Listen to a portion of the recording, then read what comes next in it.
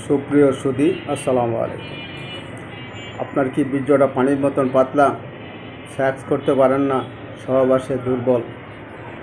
তাহলে ভিডিওটা আপনার জন্য। ভিডিওটা না টেনে শেষ পর্যন্ত দেখবেন। যদি ভালো লাগে তাহলে লাইক করবেন, শেয়ার করবেন, অন্যদের দেখার সুযোগ করে দিবেন। যারা সাবস্ক্রাইব করেন নাই তারা সাবস্ক্রাইব করবেন। সুধীবৃন্দ, স্ক্রিনে দেখতে পাচ্ছেন এটা হলো উলট কম্বলের ফল। এই উলট কম্বলের ফল সংগ্রহ করার সিজন এখন। আর এটা দেখতে পাচ্ছেন উলট কম্বলের বিচি। এই চূর্ণ 100 গ্রাম, ঘি 50 গ্রাম এবং মধু 100 গ্রাম, এই তিনটে একত্র করে পেস্টের মতন করে সংগ্রহ করবেন।